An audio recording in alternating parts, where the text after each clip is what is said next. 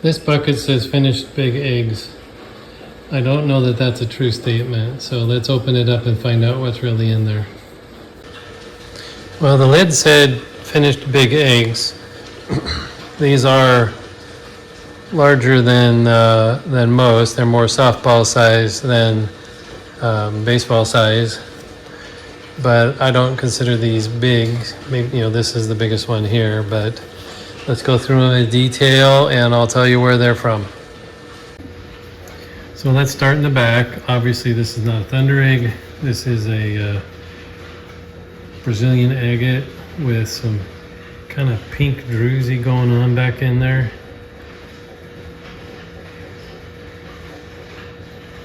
Very unusual. And next to that we have another Brazilian agate. I don't know why my lighting is all messed up. Good solid piece.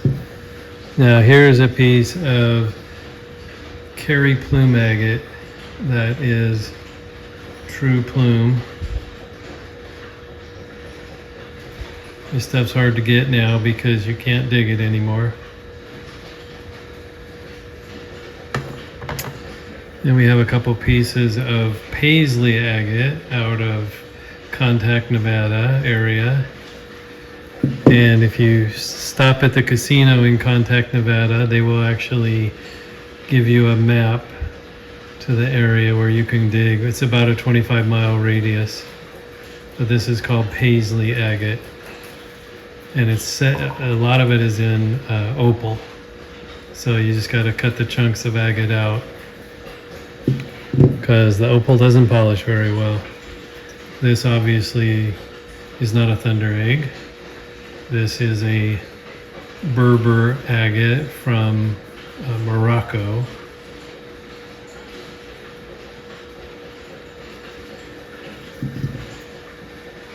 And let's see here, down here in front, we've got two halves of a thunder egg. These are from the Ochoco Mountains, a location called Whistler Springs. Pretty well fractured because I had to break this out of a giant boulder. And this one for that area is a decent sized egg because usually they're a lot smaller. This guy in front here is from the Ochoco agate beds.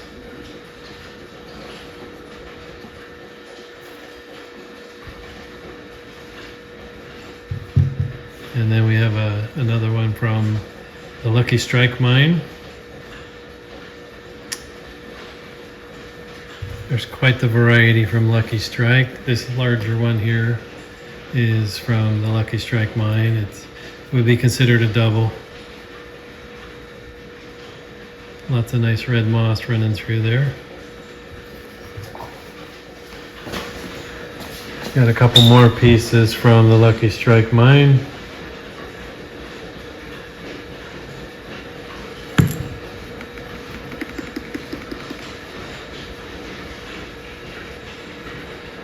Then we have some unusual ones. Now this is not a thunder egg.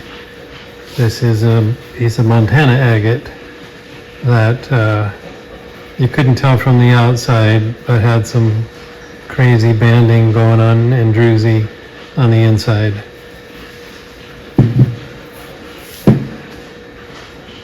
Now here is a piece of, it's a thunder egg from a location that is called White Rock, and it's on a wilderness area, so you have to get special permission to dig there. And it's the only one I have, so I kept it even though it has fractures all over it. And then the last couple are from Opal Butte, and this stuff is hard to obtain. Just a small chunk of the opal itself is worth a couple $100, so to actually get it in a thunder egg is let's just say it's challenging. But I managed to get a couple of them. They're not the greatest or largest opal pockets, but they do have opal pockets in there. And yes, you can polish it on a high-speed sander, you just have to be careful. So I guess I could say that they are